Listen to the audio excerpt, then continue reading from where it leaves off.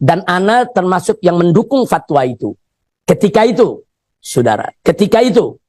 Dan ketika itu Hamas juga termasuk pendukung daripada fatwa tersebut, saudara. Kenapa? Karena dulu setiap orang yang masuk ke Al-Aqsa itu di perbatasan, mereka diberikan visa oleh Israel dan harus bayar ke Israel. Jadi makin banyak yang masuk, makin banyak income pemasukan buat Israel. Nah, duit yang didapat dari para penziarah tadi buat beli senjata, buat bunuhin orang Islam di Palestina. Itu fakta. Nah, makanya Syekh Yusuf melihat, oh kalau begitu jangan dikasih. Ini Israel, 1 sen pun jangan dikasih. Jadi beliau berfatwa sedemikian rupa. Jangan kunjungi itu Aqsa. Karena itu bisa memberikan keuntungan bagi Israel, saudara. Itu 20 tahun lalu. Tapi kemudian kan perlawanan bangsa Palestina terhadap Israel ini kan berkembang. Makin lama makin luar biasa, makin lama makin canggih, makin lama strateginya makin hebat, saudara. Nah, maka itu kemarin begitu saya ditanya, saya sampaikan kepada mereka 20 tahun yang lalu saya setuju dengan fatwa tadi. Tapi hari ini saya nggak setuju. Nah, kenapa nggak setuju? Kita katakan mestinya hari ini umat Islam harus makin banyak yang datang ke Aqsa. Makin jutaan orang datang ke Aqsa, kita makin menunjukkan identitas kalau Aqsa ini milik kita. Tapi kalau orang-orang dari luar Palestina nggak masuk untuk ziarah ke Aqsa, nanti orang merasa Aqsa itu cuma milik bangsa Palestina. Enggak, Aqsa itu milik kita. Nah, kalau perlu nanti orang-orang dari mana-mana negeri datang ke Aqsa, demo di Aqsa, minta Aqsa dimerdekakan. Nah, seperti dulu Iran waktu bikin haji, itu di Mekah mereka demo.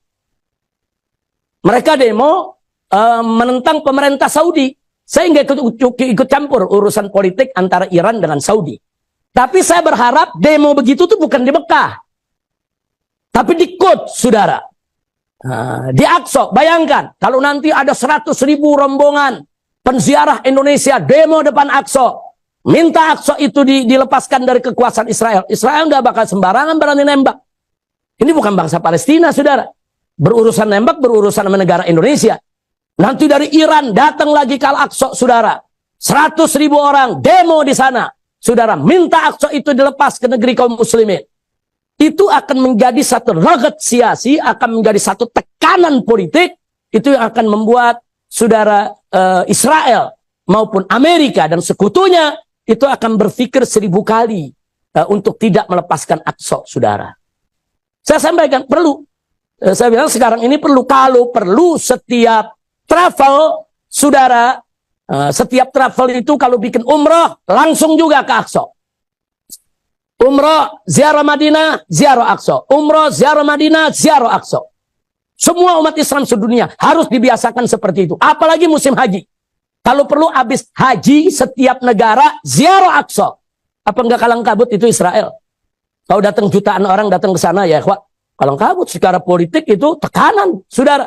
Itu yang Israel takut. Nah, dulu kita nggak berpikir Israel takut itu. 20 tahun yang lalu waktu Yusuf Qaradawi mengeluarkan fatwa. Tapi kan dari 20 tahun itu kita belajar. Oh, ternyata Israel kalau banyak penziarah takut. Oh, ternyata orang mau ziarah ke sana dibatasi betul. Oh, ternyata orang ziarah itu semua diawasi oleh Israel. Oh, ternyata ini membuat Israel tidak nyaman. Oh, ternyata kalau makin banyak yang ziarah, orang akan makin punya perhatian kepada Aqsa. Nah, setelah kita pelajari, ya, hari ini kalau perlu, saudara, umat Islam seluruh dunia gerakan ziarah Aqsa. Di Aqsa, suarakan. Aqsa itu milik kita semua, ya, Pak. Nah, ternyata, waktu saya ngobrol dengan Syekh apa itu, coba nanti cari namanya. Dia katakan, Habib Rizik, itu yang kita mau saat ini. Nah, saya berharap, berarti apa yang Habib sampaikan, kita sudah sama. Sebetulnya dia mau ngomong begitu dari tadi, dari awal, sudah sama. Jadi kita berharap nanti dari Indonesia itu digalakkan. Ziarah ke Aqsa, ziarah ke Aqsa, ziarah ke Aqsa. Nah, lama-lama kan bukan Aqsa aja yang bisa kita buka. Ziarah ke Aqsa, ziarah ke Jenin, ziarah ke Gaza, ziarah ke tempat-tempat lainnya, saudara. Gaza itu penjara terbuka. Dia itu panjangnya kalau di Jakarta, pinggir laut, sekitar dari Tanjung Priok sampai Kerawang, ya, Pak. Panjangnya dari Tanjung Priok sampai Kerawang. Itu panjangnya, dari atas ke bawah, kurang lebih. Ini Gaza. Lebarnya itu sekitar dari Tanjung Priok sana sampai daerah-daerah Kemayoran, saudara. Proklamasi. Atau kemari lagi. Nggak jauh, saudara. Nah, itu semua dikepung. Semua dibuat tembok tinggi, saudara. Jadi mereka nggak bisa kemana-mana. Ini namanya penjara terbuka, saudara. Mereka nggak bisa kemana-mana. Ditutup semua. Hanya diberikan pintu masuk ke Israel. Karena Israel menganggap itu Gaza bagian dari negara dia. Bangsa Palestina dianggap numpang semua. Terus satu pintu lagi di Rafah. Saudara, yang perbatasan dengan Mesir. Dan itu pun ditutup oleh Mesir. Jadi ini penjara terbuka, anak-anak mereka nggak bisa keluar, perempuan mereka nggak bisa keluar, orang negeri mereka nggak bisa keluar, saudara. Nah, jadi ini di penjara semacam ini selama 75 tahun. Nah, sekarang mereka disuruh pergi. Nah, kalau mereka pergi, semua hijrah itu yang Israel mau, saudara. Ini bangsa Palestina kalau semua mau bubar, ada yang mau tinggal di Australia, tinggal di Amerika, tinggal di Saudi, tinggal di Mesir. Dibayarin sama Israel, ya kawan. Suruh keluar semua. Mereka mau bayar. Karena memang mereka mau ambil itu negeri. Israel ini pendatang dan penjajah. Nggak ada, sejengkal pun tidak ada tanah Israel di bumi Palestina, ya kawan. Bumi Palestina hanya untuk bangsa Palestina, ya kawan. Nggak ada bumi Palestina buat Israel. Nah, jadi ini justru kita mestinya terima kasih kepada mereka. Kita terima kasih, alhamdulillah, jazakumullah khairal jaza ya sya'ab Filistin. Terima kasih, ashkurukum ala khidmatikum lillah wa li rasulih. Mestinya kita terima kasih kepada mereka. Mereka jaga Al-Aqsa. Mereka jaga keselamatan bumi Palestina. Mereka yang melakukan peperangan, saudara, melawan Israel.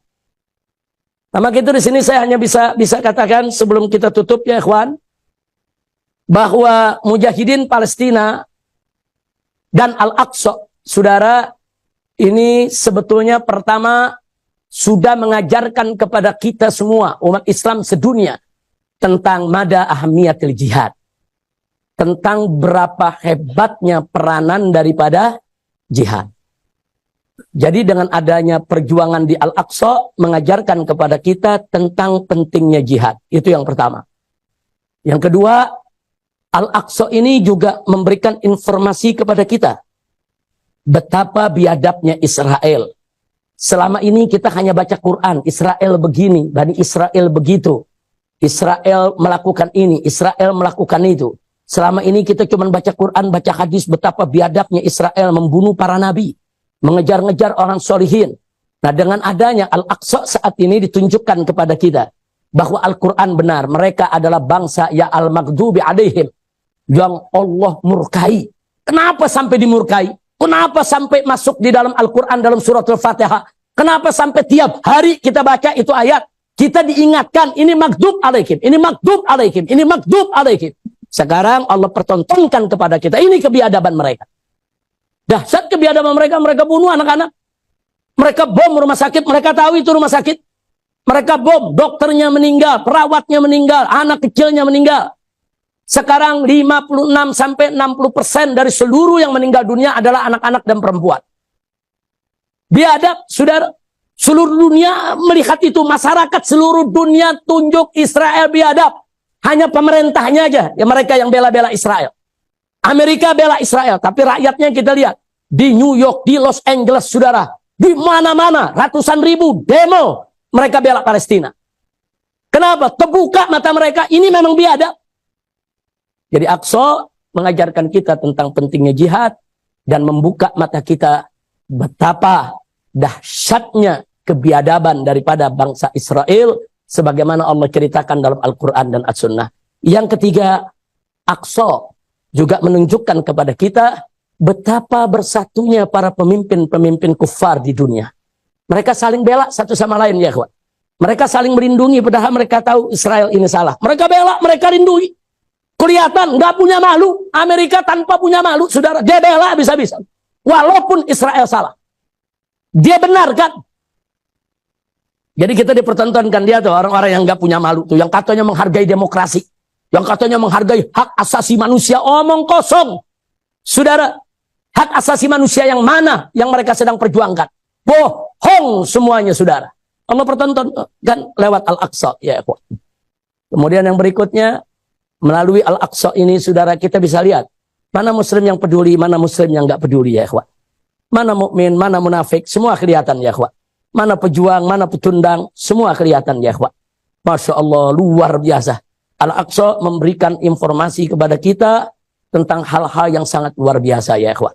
Nah, kemudian di luar itu semua, Al-Aqsa juga mengingatkan kepada kita, saudara. Nah, kenapa kok yang Allah takdirkan Al-Aqsa, ya ikhwan? Kenapa bukan masjid-masjid yang lain, saudara? Kan banyak masjid di dunia. Nah, karena Al-Aqsa adalah masjid ketiga termulia setelah Masjidil Haram dan Masjid Nabawi, saudara. Allah tunjukkan. Ini masjid yang pernah didatangi oleh Nabi, masjid Isra Mi'rajnya Nabi, saudara, masjid para anbiya, masjid yang Allah katakan dalam Al-Quran, ini ardul mubarakah, saudara. Barakna lahu, ini barakna haulah, ini yang Allah berkahi sekitarnya, saudara. Nah, kenapa harus ini yang terjadi, saudara? Untuk menjadi cambuk buat kita semua. Dengan mengingat Aqsa agar kita bersaudara, kita bersatu, padu, gotong royong. Saling bantu, bisa bantu-bantu, nggak bisa bantu apapun, masih bisa berdoa kita. Nggak mau doa diam,